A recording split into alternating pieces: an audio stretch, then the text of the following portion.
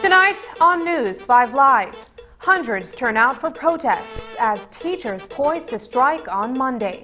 KHMH union hoping to be spared from salary cuts, and landowners owing back taxes put on notice. Details of these stories and more coming up in tonight's newscast.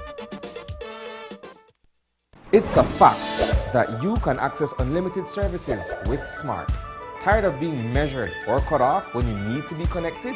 It's a fact that when you sign up for Smart's Plus plan, you get unlimited talk, text, and unlimited data. And it's a fact that you can sign up with your group of up to 5 members for Smart's Share plans and up to 40 members for Smart's Enterprise plans for unlimited talk, text, and data. Smart has the true unlimited plans. That's a fact. Be smart and live smart.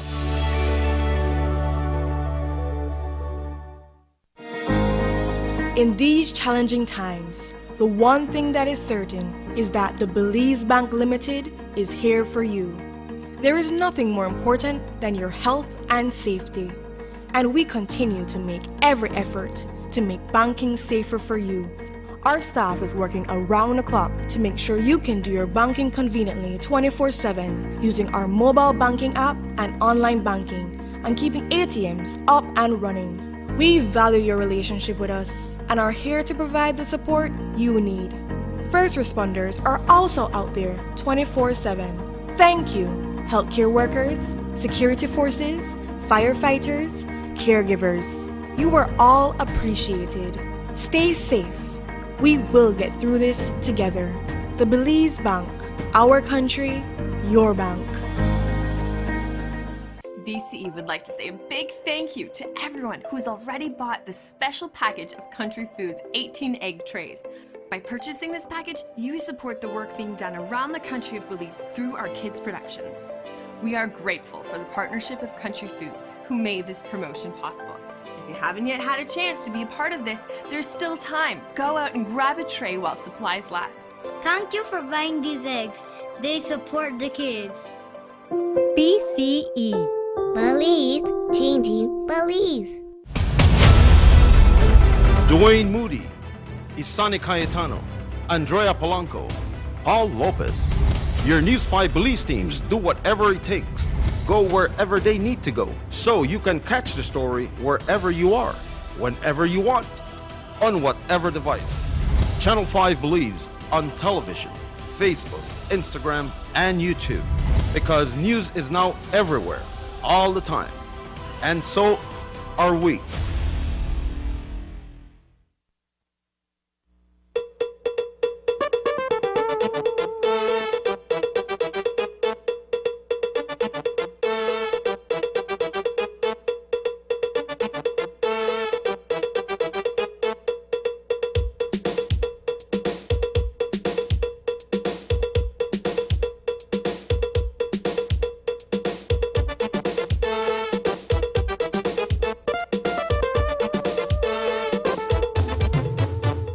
newscast is brought to you by the Belize Bank Limited.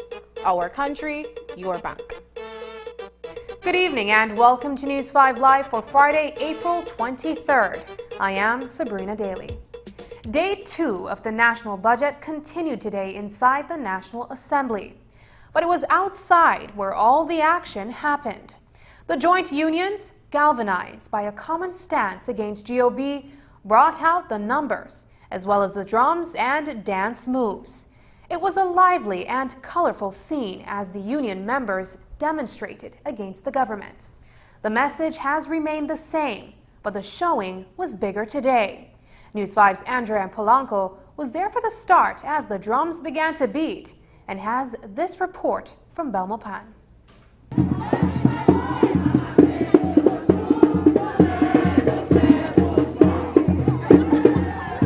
The joint unions, primarily the Belize National Teachers Union and the Public Service Union, brought the numbers, the energy and the rhymes to demonstrate against the government on the steps of the National Assembly. It was a show of force with easily more than 300 green and yellow shirts, a sea of teachers and public officers who chanted and danced to the rhythms of the Garfina drums. Well, our teachers have been waiting for this day for a while, They have been excited to be here, and so they are finally here, and they are just showing that excitement in the midst of the message that we are sending across.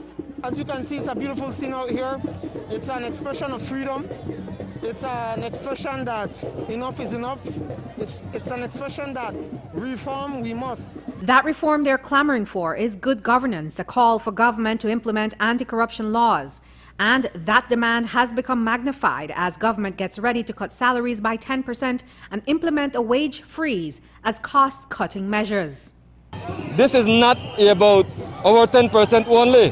The 10% is actually the bottom of the list of priorities that we are taking action out here for today. On top of the list is the good governance legislation that we want the government to give us some commitment that they are going to implement. Don't say that they are interested or they are working on it. Give us some solid commitment. We want the Whistleblowers Act. We want the Illicit Enrichment Act. We want the assets recovery legislations. Those are some of the immediate ones that we want. And for the government to say to us that, well, they are having problems drafting those legislations. Man, those legislations exist somewhere in the world, right? It's just to tweak it to our Belize situation, so they don't have to go and reinvent the wheel. So it can't be that you will take a whole year, 2 years, or whatever the suggestion is. And today, as the national budget debate took place inside the National Assembly, public officers and teachers found creative and lighthearted ways to drive home serious messages to GOB. They used posters and banners, as well as songs, and one man even pulled out a bukut that has become a grassroots symbol to the movement. But they say that this stand is not just about their own interests. This one is for Belize. There is no turning back in this. As we have said from day one, this is not the path we chose, this is the path the government chose.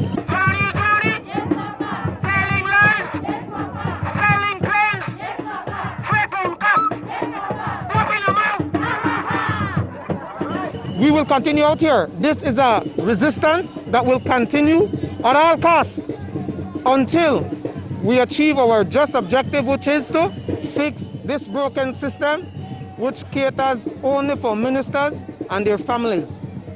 Can the PSU, can the BNTU sustain this? Well, that will be seen. This is the beginning. This is the beginning, and it will be sustained, as I've been saying from day one. It's a resistance that will be sustained. It's a resistance that will be seen like has never seen before. But it's left to be seen how far this will go, because demonstrations against the government are not new and these issues can persist for years.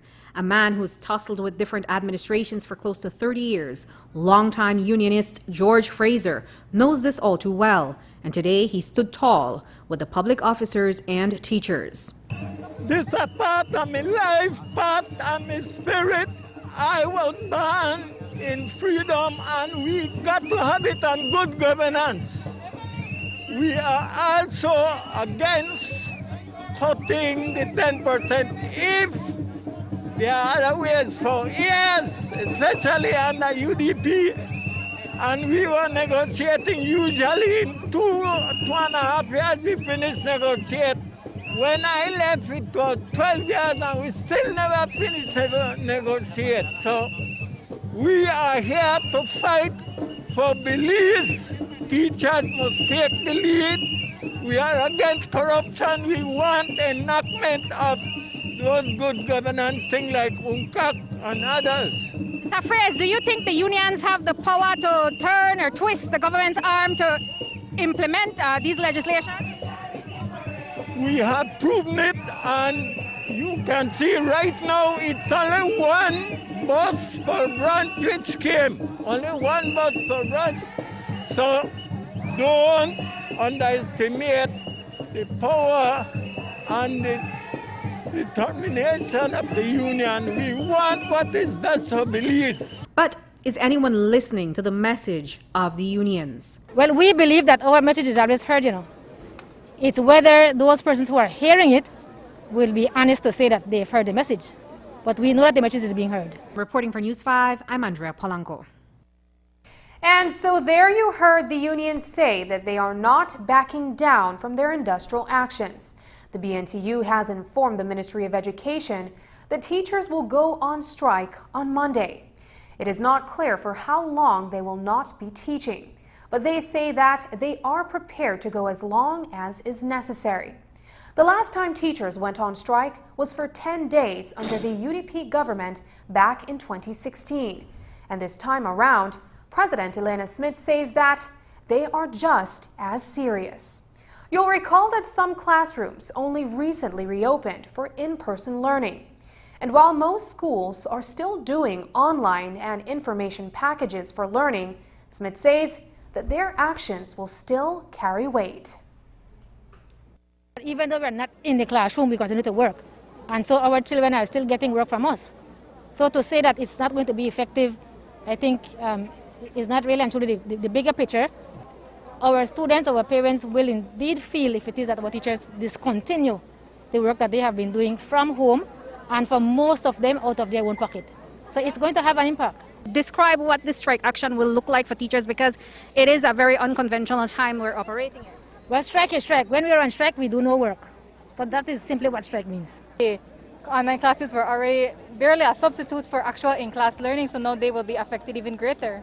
Well, we have been doing the best that we could do. Remember, this is not just about us as teachers. We have management, we have ministry, who should have also been doing their part. From our end, our teachers have been going above and beyond the call of duty to ensure that their students get work. It was not what it used to be, and all of us understand that, but we were working and we were providing work. And the last time you guys had an 11-day strike, could we see it going that long? Well, this will go for as long as the government decides that they will hold their hard and fast position. Times are tough. Would teachers want to be losing that little, the money that they're already making? Well, we have informed our members that anytime we are on strike, that is a possibility. That the rules are clear that you may lose salary. And based on the survey, over 90% said that they were willing to take strike action. What can the government do, say today? What can the government do on Monday that would perhaps allay some of the actions that are on stream that would maybe get the teachers back into the classroom and teaching on Monday? What can they do?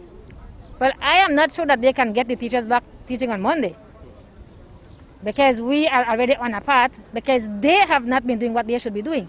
So if it is that they want to have any change in anything, they must come to the table and come to the table with some serious solutions. Not just come and give me on the surface solutions. We want to have serious, detailed solutions. And if they can't come to the table with that level of seriousness, then we will remain where we are. Deputy Prime Minister and member for the Lake Independence Division, Cordell Hyde, says he views the public service wage cut as a necessary action, even in the face of discontent from public servants.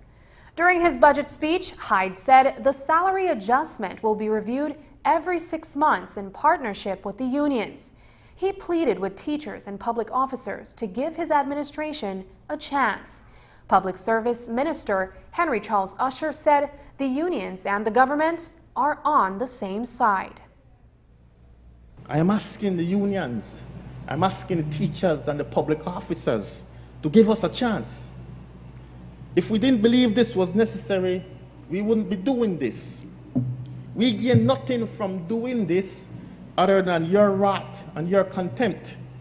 We know this, but we are in a desperate situation as a country and as a people. And the experts are saying that if we do nothing, in just a matter of months, we could hit the proverbial wall. It's better for us to do something now and find out a year from now that maybe we went too far than for us to not do anything. And 6 months down the road, we rue the day we never took the 10%. We're not going to keep this any longer than needs be. We will review the numbers every 6 months, along with the unions. We'll do it together. We will review it together comprehensively every 12 months to determine whether we have met our targets and can discontinue the adjustments. I assure you, we're not going to keep this any longer than we have to. The unions and the government are on the same side. We want the same things. We want good governance. We want efficient service. We want national development. We have to work together to achieve those. Do you think, Madam Speaker, that in the first few months in government, I or any of my colleagues would have wanted to be talking about salary adjustments or adjustments in the wage bill? It makes no political sense, Madam Speaker. But the people of Belize elected a PUP government to think and work not with our eyes on the next or future elections, but to secure a future for generations of Belizeans to come. Madam Speaker, in 2008, the wage salary bill was $275 million. Today, it is around $550 million. 83 cents out of every dollar government collects goes to paying wages. This is just not sustainable. Imagine, Madam Speaker, if you were building a house for $100,000 and your contractor comes to you and says that labor is $83,000. You would only have $17,000 to buy all your materials, buy everything to build your house. That cannot be sustainable, Madam Speaker. Area Representative for Corzal North, Hugo Pat, criticized the 2021 to 2022 budget as being a bill that creates additional burdens for the Belizean people. He noted that while the UDP administration was criticized for its borrowing practices, they never cut the salaries of public servants. And while the records will show that the former administration did enact a one-year increment freeze in 2020, Pat condemned the Briceño administration's recent hiring practices. Public Service Minister Henry Charles Usher fired back, saying the UDP rushed to hire people right before the election. Promises to cut back expenditures by attacking the public officers and teachers' salaries. Public officers who are expected to continue to fight the war against coronavirus and prepare for the inevitable onslaught of natural hazards. As much as our borrowing was criticized, our UDP administration did not attack its public service and did not cut salaries, as we understood that it is the collective resolve of the people that makes our country resilient. While it is admirable to see how other governments are able to craft legislation to find more monies to alleviate economic burdens on their people, we see that the General Revenue Appropriation Bill is crafted to do the opposite. We see an increase in infrastructure expenditures and a decrease in the allocations made to the programs for social assistance. We see a constant hiring of cronies and political operatives with exorbitant salaries when salaries for public officers and teachers are being slashed by 10%.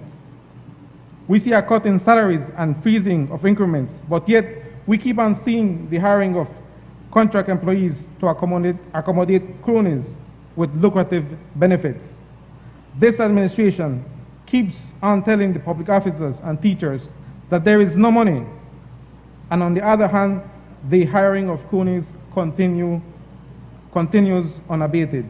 The member from Corzal North needs only look at the black and white to see that this government of the People's United Party has been fiscally disciplined in terms of hiring.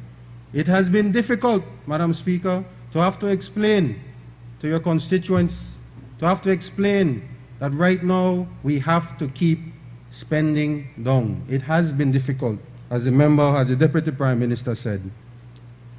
Madam Speaker, in the height of the corona pandemic last year, the former administration of the UDP increased emoluments. As a matter of fact, in June of 2020, it peaked, and it remained up there right up to October of 2020. And we all know why they were hiring all those people, Madam Speaker. Yet again, they were trying to buy an election. But Madam Speaker, if you look at those figures, the 3 months that were the lowest happened to be December 2020, January 2021, February 2021.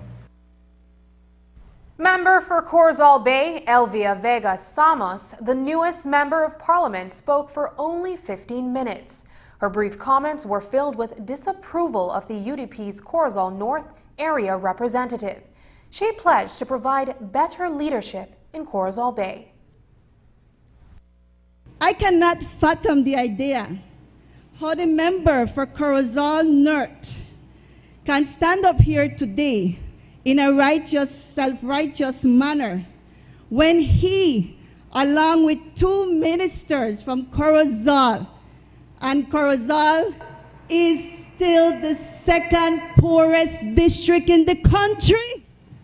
I cannot understand how he can stand up here today and be in a hypocritical manner. It really pains my heart to see that after so many years under the Barrow administration, Corozal has not gotten the attention that it so much needs. I am committed to uplifting Corozal into a safer and thriving community for underprivileged families and upcoming generations. I can safely say that under the leadership of Honorable John Briceño, prosperity will come to Corozal Bay. The Department of Lands will be going after private landowners with exorbitant outstanding tax payments. According to Minister of Natural Resources, Cordell Hyde, approximately 464 persons or companies own up to 82% or 3.2 million acres of land in Belize. And as Minister Hyde puts it, most of these private landowners refuse to pay off their outstanding debts. Well, today, Minister Hyde placed those private landowners on notice. Today, these companies owe tens of millions, if not hundreds of millions of dollars. We cannot continue like this any longer, Madam Speaker. This cannot be left to stand. Truth is, if the wealthy was paying their fair share of taxes, we wouldn't be here today. If the tax dodgers were paying their fair share, we wouldn't be here today. We have to go over these tax delinquents, go after these tax delinquents with every vigor in our body, no matter who they are.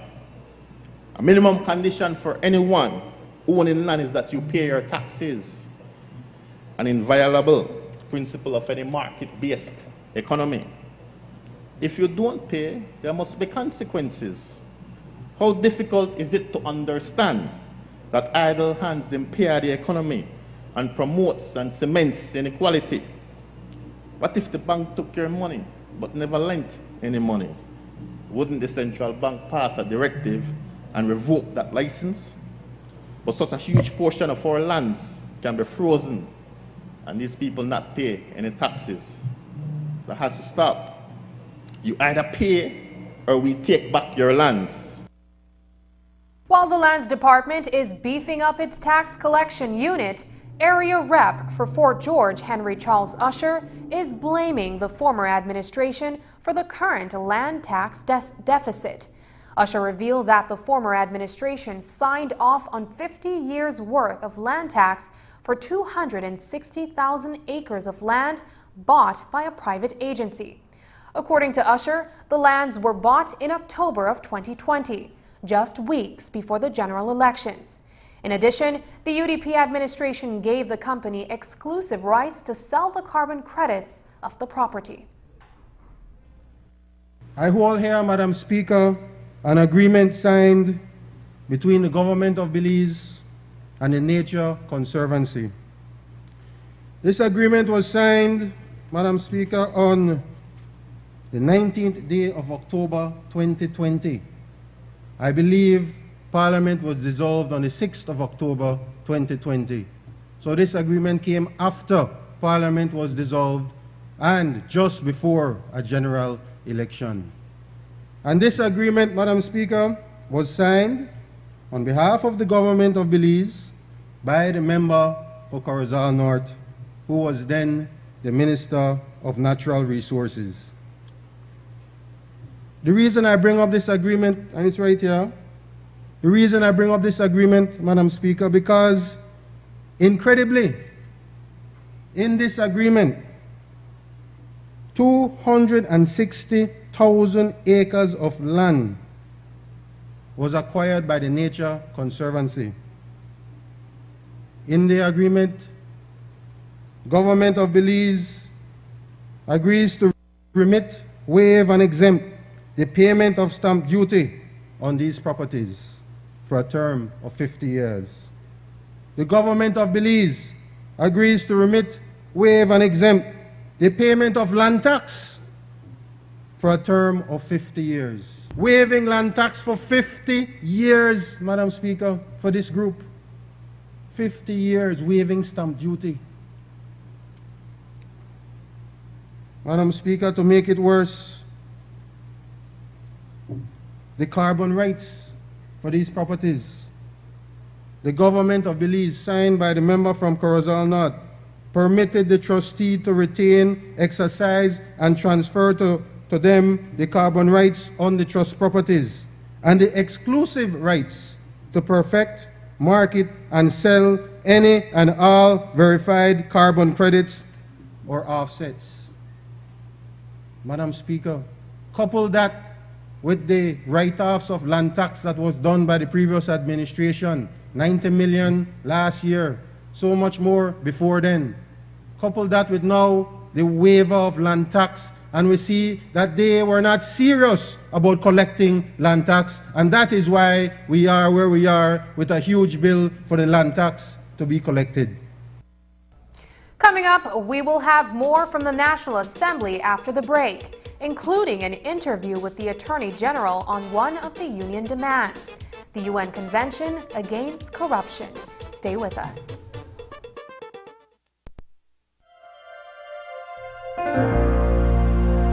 Hello, friends. This is Dr. Bob Roberts with another 60-second sermon from God's Word. The Bible says, "Enlarge the place of thy tent, and let them stretch forth the curtains of thine habitations. Spare not, lengthen thy cords, and strengthen thy stakes."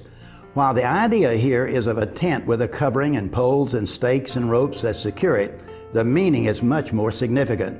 The illustration is a challenge to the church to go beyond its four walls and to enlarge and expand its vision to embrace the world. Too often the church remains comfortable instead of challenged, and selfish instead of sacrificial. The church must spare not or be stingy or greedy in reaching the world with a message of hope. In October of 1792, the Missionary Society was formed in the home of Andrew Fuller for the purpose of missions. For the next 21 years, Fuller served as a leader of this organization, raising funds, writing periodicals, recruiting missionaries, and sending personal letters to those on the front lines. He fulfilled his promise to the great missionary William Carey, who upon his trip to the unknown world of India looked at the small band of brothers around him and said, "Well, I will go down in the well if you will hold the rope." Andrew Fuller held the rope. Suffering the loss of his first wife and 8 of their 11 children, Fuller persevered in the midst of severe affliction and overwhelming responsibilities. He longed for unreached peoples to hear the gospel. People often wonder how we can stay on television without soliciting contributions. I can tell you, I have fellow Christians at home in the States who are holding the rope while we are seeking to lengthen the lifeline. Today's 60-second sermon has been presented by Christian Foundations of Faith in cooperation with the Baptist churches in your area.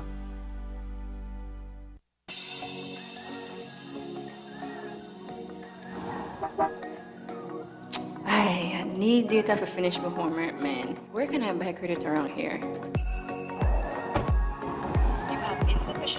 Shucks! I need a call for help.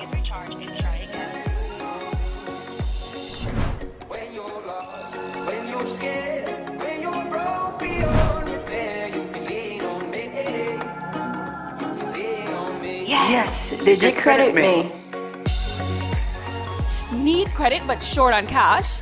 Or can't make it to the store? Digi's got you covered with the new Credit Me service.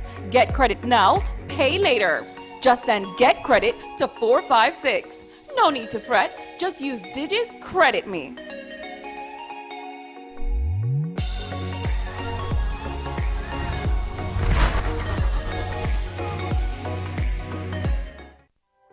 Electricity.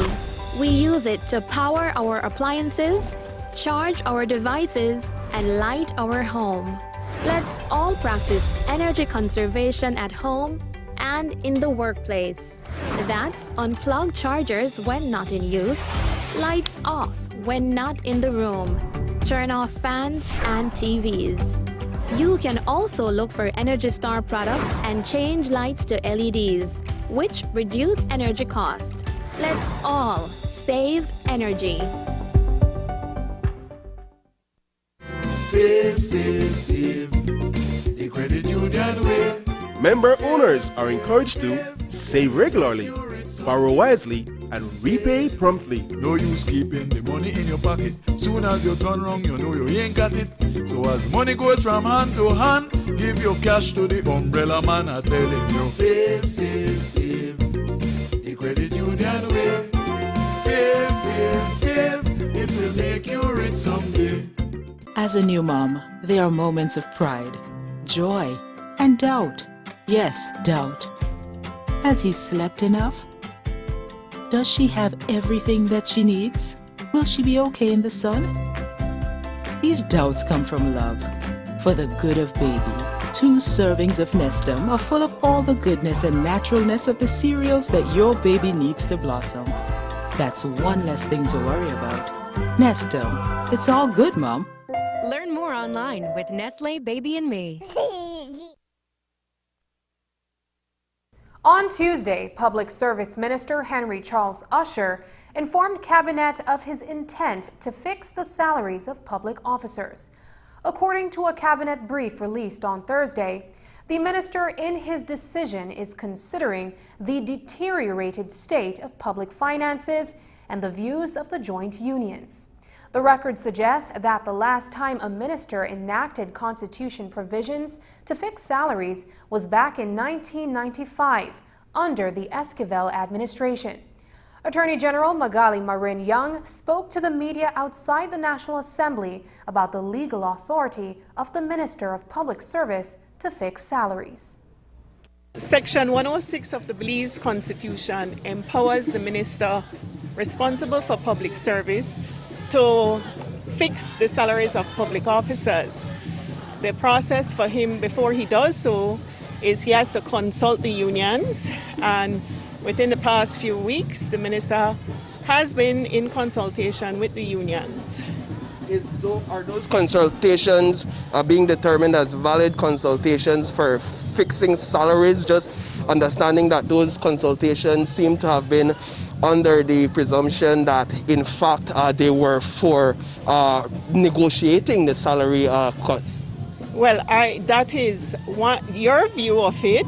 I believe that from the minister's perspective, there has been genuine consultations being held with the unions with a view to adjust the fiscal deficit leading up to his decision ultimately as to whether he will be reducing salaries pursuant to Section 106, subsection 3. Once fixed, that salary, that fixed rate remains for a determined period, correct? As I understand it from listening to Prime Minister Briceño, that yes, the intent initially is for a fixed period, but the government has undertaken to review annually the fiscal position. And if it is that we can afford to revert back to the salaries pre any reduction that is made, that he is going to do so. When does this fixed salary come into effect? I don't know. You'll have to ask the minister responsible for public service. Does fixing salaries speak to good governance? However, in the union's eyes, this is somewhat of an authoritative approach. We have the constitutional power, and so in a sense we're lording it over you to get to see those savings realized. I am very sorry you look at it that way.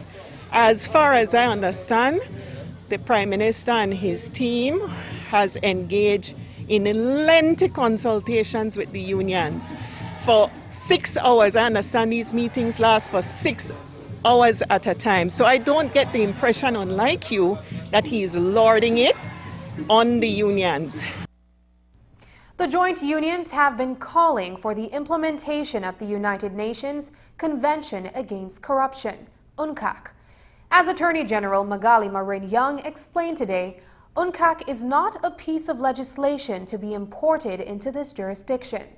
Belize has already signed on to the convention, but those good governance measures are slow in coming. According to the Attorney General, the unions are being unreasonable if they expect the Briceño administration to enact all the legislation overnight. The UNCAC is a convention. It is not a piece of legislation that we simply import into Belize. It is a convention, just like the Convention for the Elimination of Discrimination Against Women, the CEDAW Convention. A country then has a duty to take legislative measures to implement the aspirations under these conventions, and that is what we're doing. That's what good governance, that we're looking at the whistleblowers legislation and all of that. So Prime Minister Briceño is committed to enacting homegrown legislation in its commitment to UNCAC. Unions are essentially not misunderstanding or incorrect in saying when will the government sign on to UNCAC, when will UNCAC come into process? Ratify. Yes, I think that the unions are well-meaning, clearly. All of us want good governance, and they are a key stakeholder. So they're well-meaning, but I think that in this sense they're being a little unreasonable in expecting us to enact all these legislative measures overnight. While the salaries of public servants will be fixed, the Office of the Attorney General is facing a shortage of legal drafters. Currently, the office has only 2, so outsourcing legal drafters is an option the AG Ministry is exploring. I don't know if it's been lost on the media, but several good governance measures have in fact been enacted. Recently with the PAC, the standing orders were amended to allow a joint committee where the social partners were included. So that's one measure.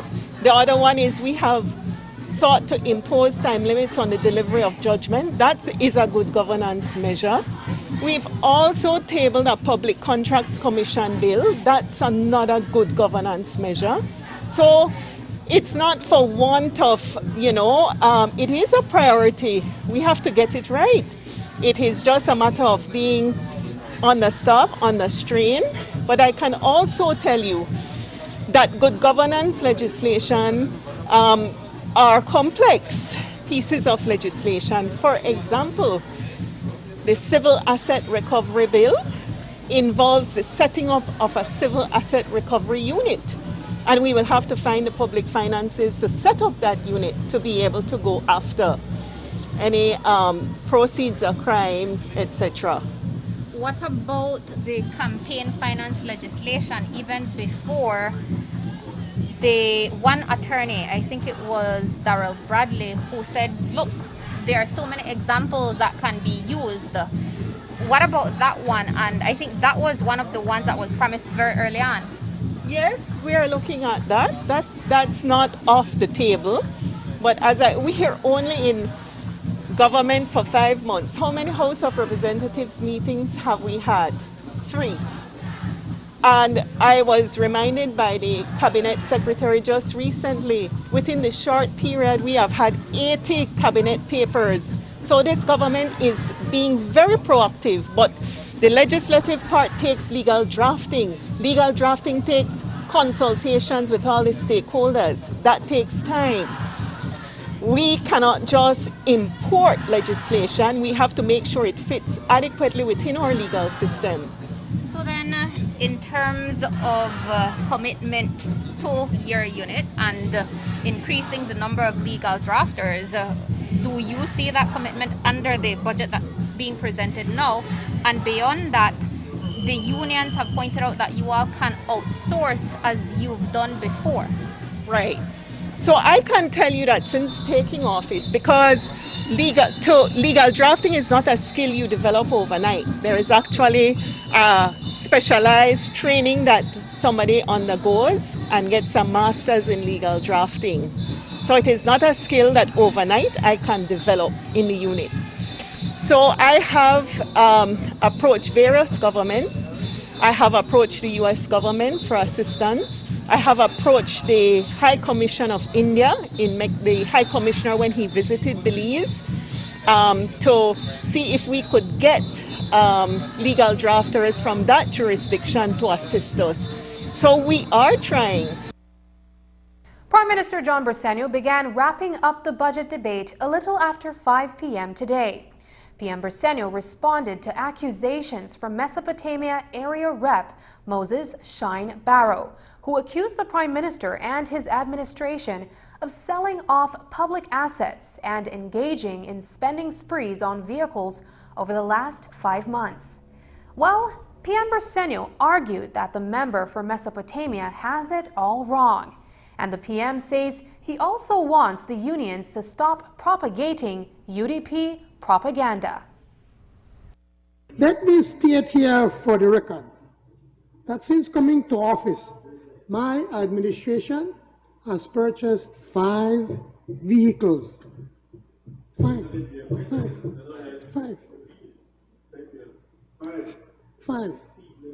For ministers. Wait, hold on.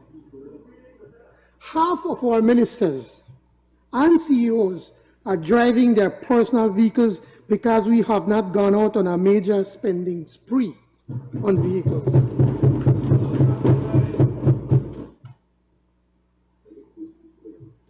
And then you talk that how we sell off assets, you know. This is our next thing. We sell off assets like crazy. Well, let me correct. So no, stop, embarrass yourself. They thought that we were selling off the planes. The planes have gone to auction on 2 occasions, and it was not sold. Then an attorney representing clients sent a letter that they want to buy these planes. I sent it to the FinSec, and the Financial Secretary said, Prime Minister, let's sell them because nobody is buying them, and the longer we keep them, the less value we will get. And then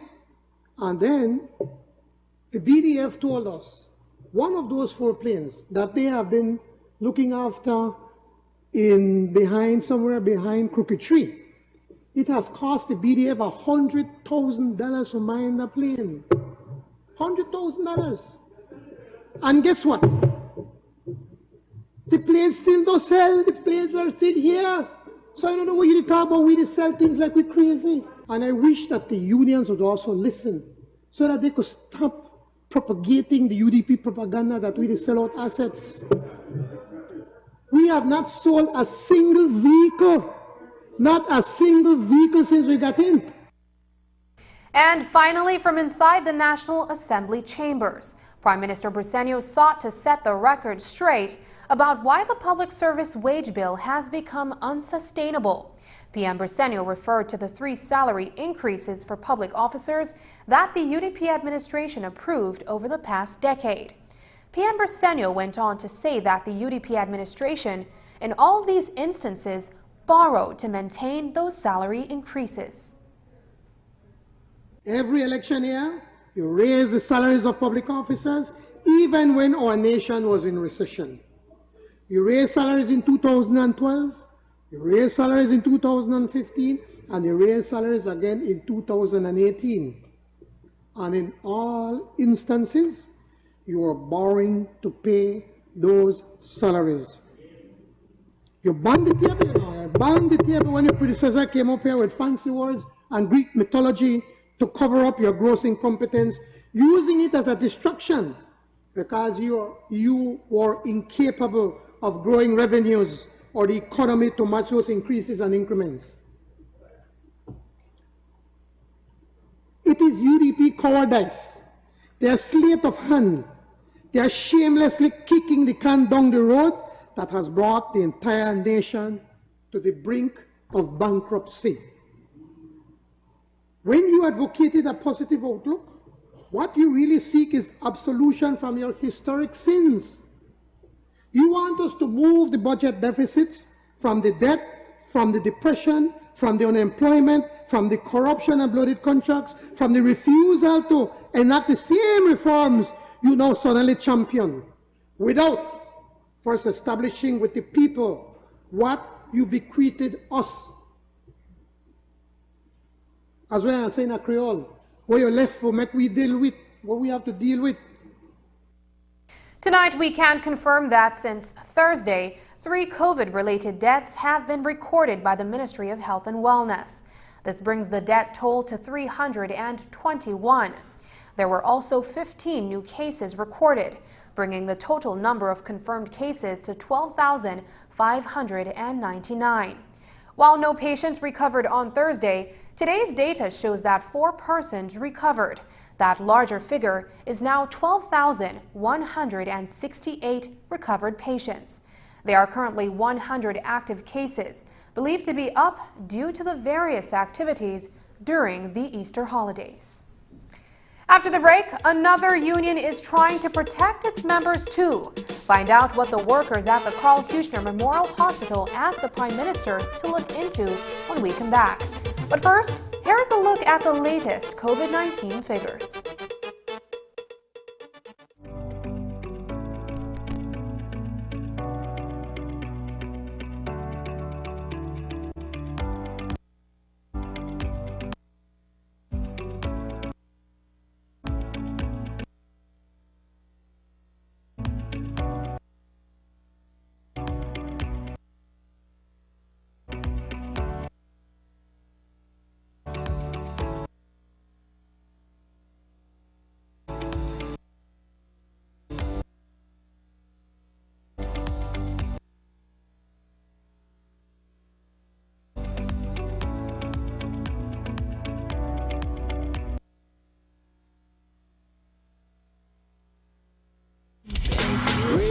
Shine any weather. When we go ball, we go Berger. Quality paint, no faded colors. When we go ball, we go Berger.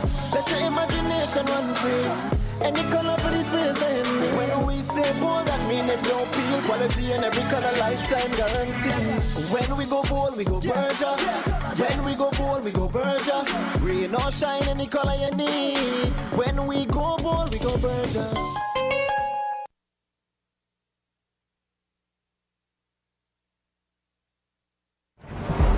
Contraband is illegal importation of fruits and vegetables or any commodities entering the country from an illegal port of entry. Contraband fruits and vegetables do not follow required sanitary protocols and may contain pests which can endanger agricultural industries, livelihood, and can result in the exposure to coronavirus. When purchasing these goods, you place yourselves and the lives of your loved ones at great risk. We advise the public to report any illicit activities to the nearest customs or Baja office. The Belize Marketing and Development Corporation, the Belize Agriculture Health Authority, and Customs Department encourage you to say no to contraband and buy local. Did you know that the Public Service Union collects $35,455 every single month from dues? Almost $500,000 a year. Did you know that the Belize National Teachers Union collects $41,692 every single month from dues? $500,000 a year. Between these two unions, they make $1 million a year. Did you know that? While public officers march for their money, their leaders have access to $1 million a year. What is that money used for? Who has complete access to it? Despite getting $35,000 a month, the PSU say they had no money to save their hilltop property. Where did that money go?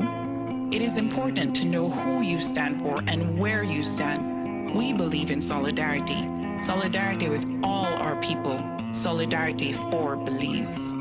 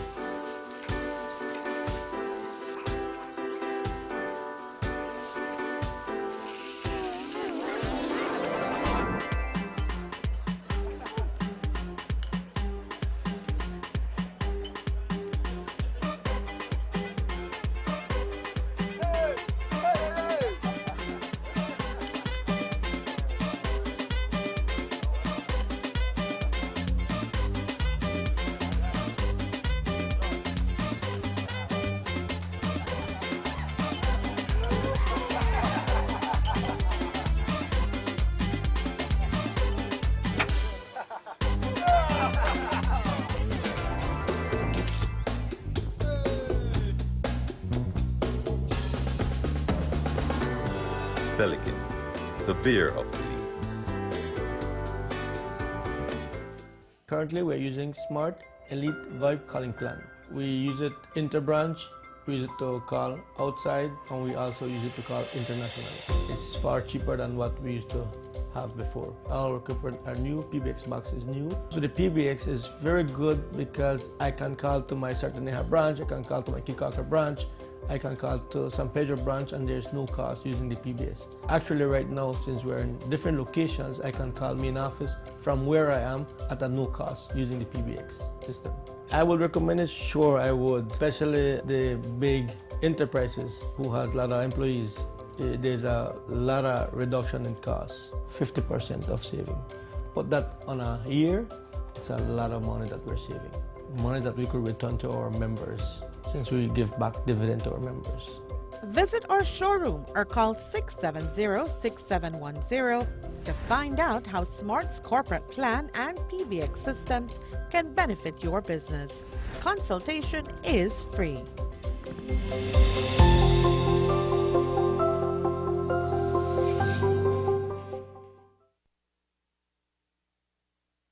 The quiet of Punta Gorda was interrupted on Thursday night when shots rang out near the Uno gas station and the Courts Superstore. In the aftermath at the property adjacent the superstore, Kevin Wade lay on the ground dead. Around 7:30 on Thursday night, Kevin Wade sat on his veranda on Main Street in Punta Gorda. Little did he know that he would be the target of a gunman who appeared and opened fire in his direction. Reports are that the echo of at least 6 blasts were heard in the area.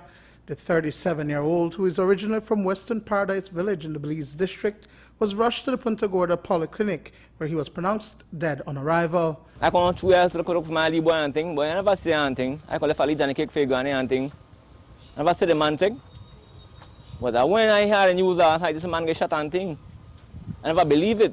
So I call this man to check if it's real. Check when I find a pool of blood down here, so I think a man really boy gone, thing. Man get shot and somebody chance a man to rights. Police responded quickly to the scene, but by then the gunman had already escaped. Wade was found bleeding profusely on his veranda. Surveillance camera in the area did capture when the gunman was escaping the area. I don't know if the police find any expended shells down here. I don't know where the police are say. Because this man, the police are quiet, and they say nothing. The person runs so on the street, in front of the court, the person run. And some people say and they run with a gun in their hand. But the camera they right out here so, from the courts, camera gas station, camera all about and nobody say nothing. How the camera pick that up? Kevin had a car wash and lived a violent free life. Family and friends remain perplexed and question why would anyone want him dead. Fact, baby, I see Kevin grow up. Kevin are nothing but love. If you go up and we black right now, you see so much coconut tree and plants. We black look pretty and because of Kevin. Every man I come, I heal Kevin. Kevin alone positive vibes. He never bring no bad vibes. Not only if he hear you to bring bad vibes, he has stop that. If you see my little boy sign, everything positive about this man, nothing violent, nothing. Here are the days when he was quarreling and think about this man. If you bring bad vibes to he change your mind, he tell you watch out, don't think like that. We make money. The car wash, I was gonna help this man because sometimes he does go up and he leave farm and think, I can help this here, he car wash. If you watch right over there, he car wash the right there. He have plants, he makes so much plants, over 100 different plants there. Cause he about ital, he about everything from the earth. Godly man. And he just take my brother. But I just want justice in my brother, man. Cause he never deserved that. A man don't want a violent man, a man a loving man. Man give anybody anything. You go hungry, the man give something to eat. Check. A man don't deserve that, brother, but the person who do that, God is coming. Because you know, a man read the Bible every day. A man believe in a love, the man believe in a share to everybody. Dwayne Moody for News 5. The union that will not be taking part in any industrial action against the government is the Carl Huchner Memorial Hospital's Workers Union. That's because during discussions this week between Prime Minister John Briceño and the executive from that union, the PM assured that he will endeavor to not have the KHMH subvention reduced, as has been the case with the budget for almost every other sector. That question was posed directly to the Prime Minister, whether or not we will be cut, and he make it clear to us that we are not involved in that because we are a statutory body, we are not public officers. And it brings into question the subvention, because Carl Huchner receive an annual subvention or monthly subvention from the government of Belize to facilitate the openings keep the doors open. And that is where he said that, well, they will try their utmost best to ensure that the subvention for Carl Huchner is not cut. But however, if it is cut, then it will be the prerogative of the board to determine how that will be drawn down, whether to staff or whichever way. Beard said that the KHMH employees have already given up quite a lot of their salaries and benefits. Some of these sacrifices date back to 2015. If you may recall, when the public officers received 8%, 6%, and 3% in 3 years from the government, we all had only received 10% increment from the government at that time. So we had a 7% loss. Then we were told thereafter that we were not pensionable, so we lost again. Then the staff, because the Coalition Act allows Coalition to either start a pension scheme or a provident fund for the staff, being that we are not pensionable, they started a provident fund where the staff give 3% of their salary and management give 4%. So again, we are at a loss of 3%, but for our own good this time. The union leader told News 5 that while the KHMH Workers Union has no qualms with the government at this time, one thing its members would like to have addressed is a government pension. Aside from the Social Security pension scheme, KHMH workers are not on any retirement plan. This is something that we are going through our legal or lawyers to make an application to the court for the court to make a declaration on whether or not Carl Huchner staff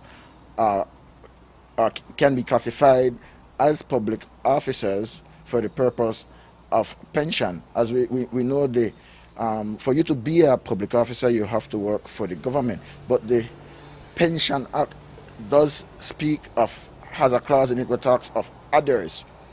And we would want to know, does the staff of Carl Huchner fall into that category of others based on the type of work and the services that we give to the country?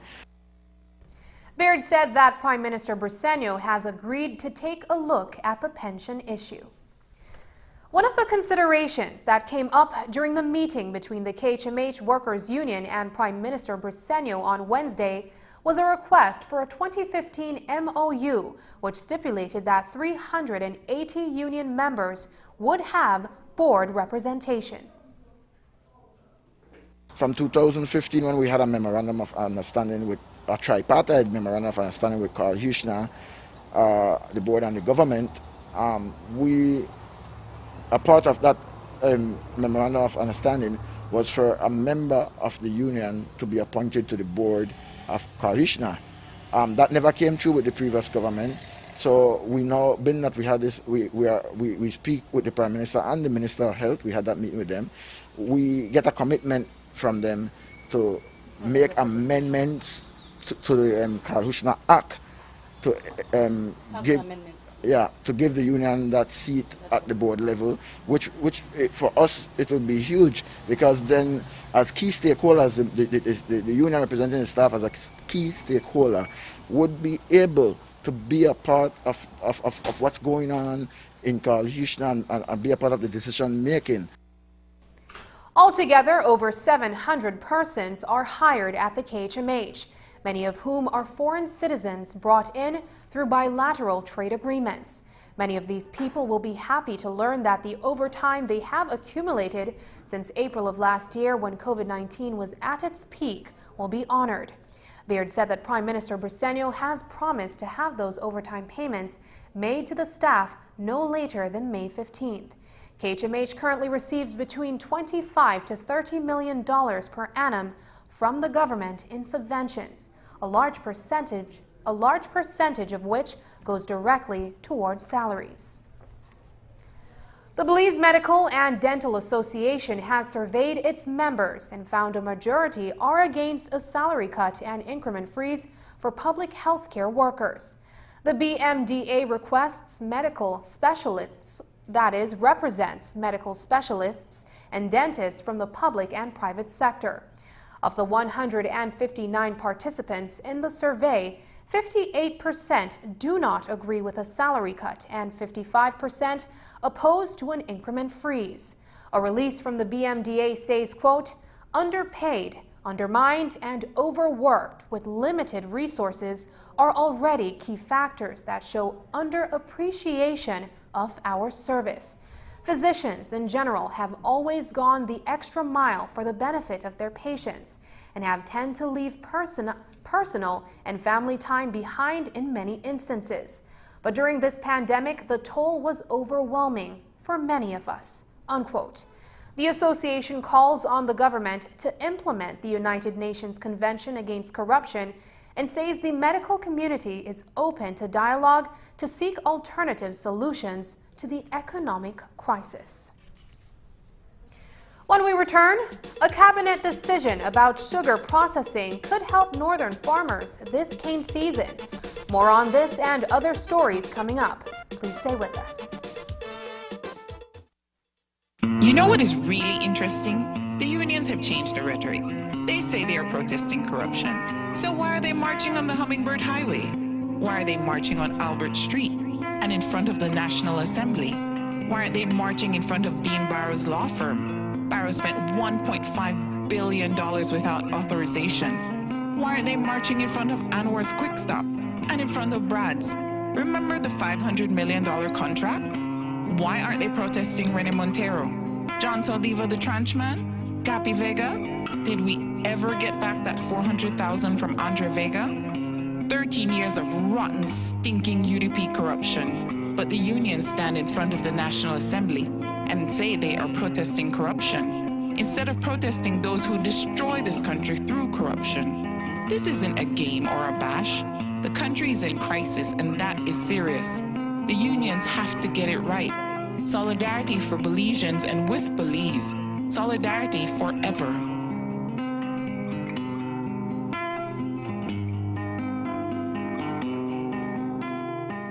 I strive to give my child the best nutrition, but I know it's not enough. It's also important to protect him. Clim Growing Up or Clim 1 Plus contains prebiotics, vitamins and minerals that help strengthen their immune system, helping them achieve 100% protection plus nutrition. That's why I give my child Clim 1 Plus.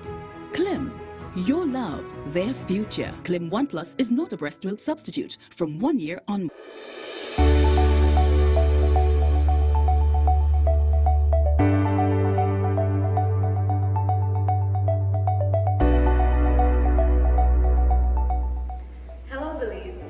Not be aware of the new travel requirements set in place by the Center of Disease Control and Prevention. Passengers traveling to the U.S. must present a negative COVID test or a documentation of having recovered from COVID-19 to travel to the U.S. In light of this, Maya, in partnership with Caring Hands Clinic, have established testing centers in all their municipal airports. Caring Hands Antigen Test Center is operational in San Pedro, Belize City, Dangriga, Placencia, and Hopkins. These testing facilities are staffed by licensed healthcare professionals, including doctors, registered nurses, and nurse practitioners. Testing is done using Abbott rapid test devices that are FDA approved and made in the USA. The service is safe, fast, affordable, and the close proximity of the centers makes them convenient. Walk-ins are welcomed, but appointments are encouraged. If you would like to make an appointment, please feel free to do so at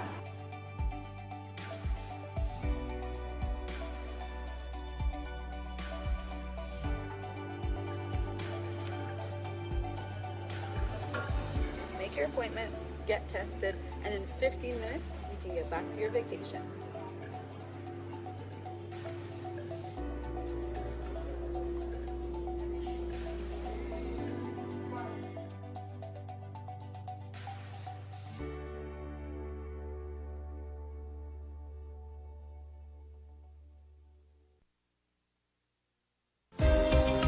Want to leave a lasting impact when you travel? Then travel locally.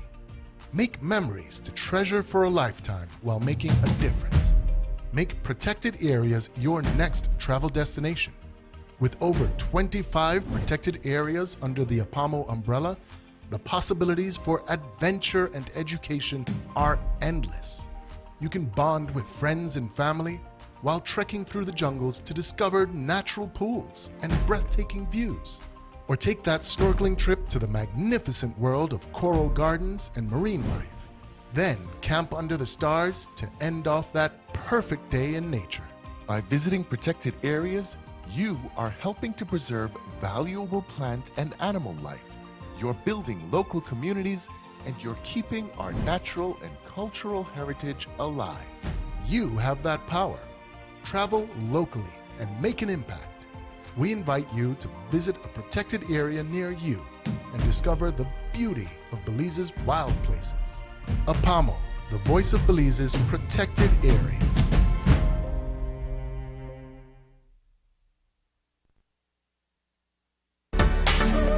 "2020 taught us the importance of being connected to the virtual world, and NextGen is here to keep its commitment to you.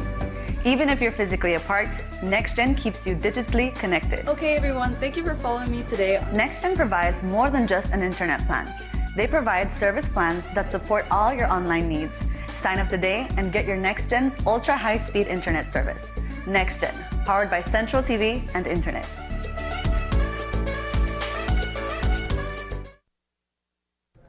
During this week's cabinet meeting, the government authorized that 50,000 tons of sugarcane from Orange Walk and Corzal sugarcane farmers be delivered for milling by the Santander Sugar Group. According to a letter from CEO Servila Baiza of the Ministry of Agriculture, the reason is a shortfall in the amount being milled by BSI. There is also sugarcane remaining in the cane fields to be delivered during the remainder of this grinding season. But BSI will not be able to efficiently mill all the available harvestable sugarcane from northern districts. Viewers may recall that the 2020 to 2021 harvest season started later than expected in December, and there were weather issues. Today we spoke with Marcos Osorio of the Sugarcane Industry Control Board, who praised GOB's decision. He says BSI has been milling 6,400 tons daily on average, although they had indicated at the start of the crop they would be processing 6,800. So we are falling short on average by almost 400 tons daily from the days of crop that we have been delivering.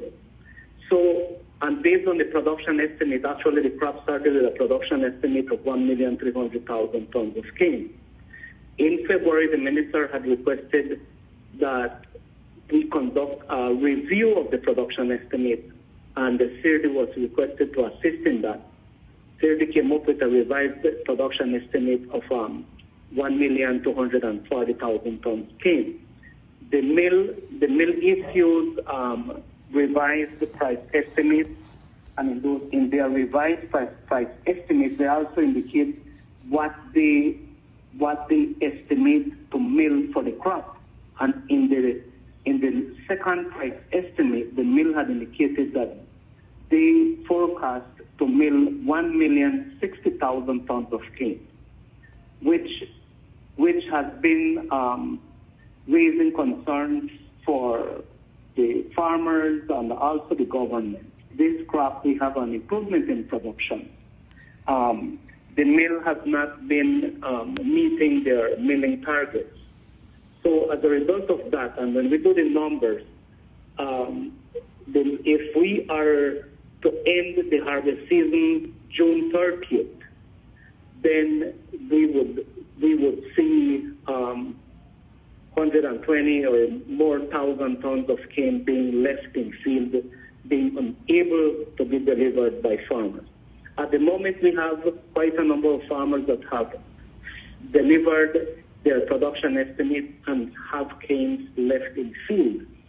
So this decision comes in the best interest of farmers, but more in the interest of the overall in the interest of the industry. I believe this would generate an extra income for the local economy of the farmers, a situation where the farmers and the northern districts would have a significant benefit from this venture. Because BSI cannot mill the estimated tons of sugarcane it had initially informed farmers it would do, this has left thousands of tons of sugarcane in the fields. Osorio says the decision to take the sugarcane to Santander appears to be the right one. Although BSI's mill is operating efficiently, there are other factors that may be adding to the problem. They're indicating that their mill is operating well, efficiently. But I think at the start of the crop, as I mentioned earlier, they had informed the stakeholders that they will mill at 6,800. Not achieving that simply tells us that they are having mechanical problems or processing problems, reason why they are not able to mill more per day. Because 400 tons less per day is significant, and if we are at 100 days of milling, that simply means that we have been leaving behind 40,000 tons of cane that should have been milled by now. So there is, yes, remember we started under wet conditions, and just last weekend we had another downpour, which impacts tremendously on mud levels, and once mud levels are high, then the mill need to slow down on their milling. Also, when they're producing plantation-wide sugars, the milling rate normally reduces because they have to double process. There's a double process that happens. They produce and then we melt and process again. So that simply reduces the milling rate. Also asked Osorio if this decision to take 50,000 tons of sugarcane to be milled at Santander would affect the prices for the farmers. Here's what he had to say. No, it should not in any way. I believe, well, we have had discussions with Santander, and they have issued an indication of what would be their price per ton to be paid, which I can say at this point in time is pretty much a better price when compared to what we have here. But also we have to bear in mind that our payment system, our pricing system changes month by month, or BSI issues a revised price estimate as the crop progresses. Presently we are on the third cane price estimate, if I'm not mistaken, and we are at $44.85. For April going into May, we should see another a revised price estimate. I must say that from the second to the third price estimate, there was no change; it remained unchanged. So we don't know the farmers don't know their final price until November, because farmers get paid on a 3-payment plan. 1 week after delivery, they get their first payment. Then they get a second payment 5 weeks after the end of the crop. And in November, they get their final payment, which is the third payment. And it is until then that it is known what is the final price. I must say that Santander has indicated what would be their price, and there could be a slight change towards mid-August when they issue their final payment. Actually, Santander is saying our payment system is done in 2 parts, 60% 15 days after delivery, and 40% around mid-August. Just ahead, 2 young women headed to Jamaica on athletic scholarships. Meet the Carr sisters when we return. But first, here's the weather forecast with data from the Belize Met Service.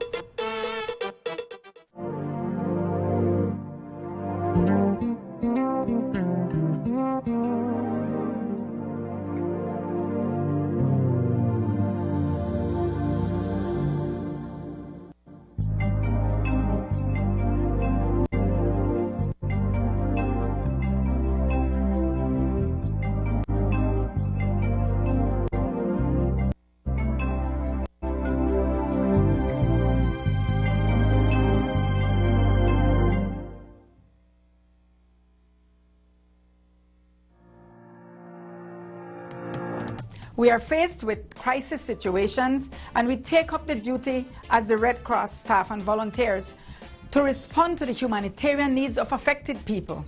One thing that is certain is that we now have a vaccine we can take to bring back some sense of normalcy for all of us. I believe in the COVID-19 vaccine. I will take the vaccine when it's my turn, and so will my staff and volunteers. I urge you to take it too. Hashtag Get Vaccinated Belize. It is my time to protect your life. Don't wait to vaccinate. I believe in the COVID-19 vaccine. Do not hesitate, Belize. Vaccinate. Be COVID-19 safe. The vaccine is the best way to protect lives. Don't wait. Vaccinate. If you care, love them, Protect them. vaccinate them. I was 17 and in love, and I thought he loved me too. But now I know that a loving partner should not take away your choice of clothes you wear or the music you listen to. He should not take away your purse, car keys, or your phone so that when your family calls, you cannot answer. If your partner is controlling you, it is domestic violence. Call 0800 A Way Out or our cell phone number 672-9628. This message is brought to you by the National Women's Commission in collaboration with Miss Universe Belize with funding from the Engender and Spotlight projects. It's a fact that with Smart, you get truly unlimited everything.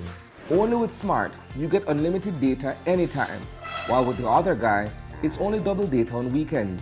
With unlimited data every day with Smart, there's no need to wait. So, it's a fact that our unlimited plans beat the competition. Stop being measured and told when to use your data and get unlimited talk, text, and data. Experience the true unlimited plans with Smart. That's a fact. Make the switch and live smart. As one of the largest cable and internet providers in Belize, CBC strives to provide our customers with the highest standards of quality, value, and service in all aspects of cable TV and internet. Monitoring our systems closely, our technicians combine creative planning and state-of-the-art technology with years of experience and training to develop and provide the most reliable and advanced cable and internet service to exceed your expectations. For CBC and our team of talented engineers, technicians, and customer service representatives, delivering less than the very best is never an option.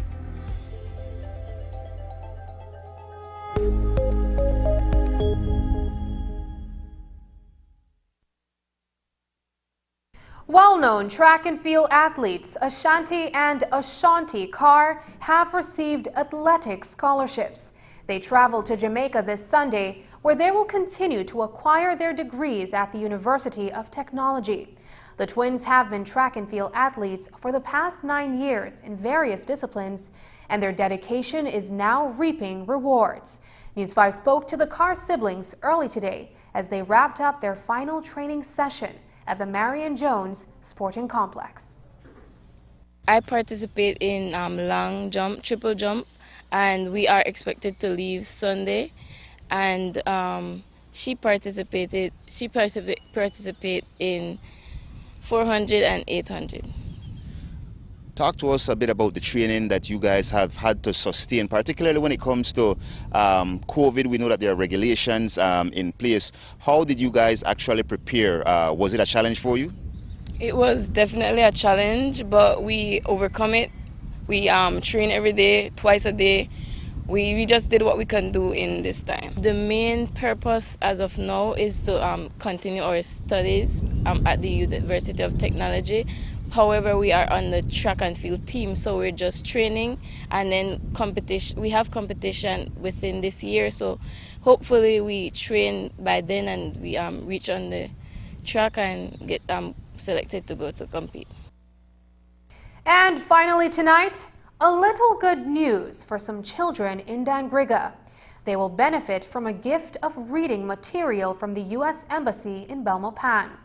Today, almost 1,000 children's books were given to schools and libraries in that community, as well as to the pediatric unit at the Southern Regional Hospital.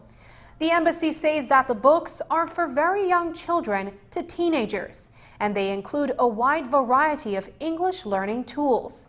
U.S. Chargé d'Affaires Kilth Gilges says that the value placed on positive books is far more than the dollar figure placed on them. We often talk about these things as a book donation, but really it's not a donation, it's an investment that that everybody's making in the community of Dangriga, and particularly the future of Dangriga, its children.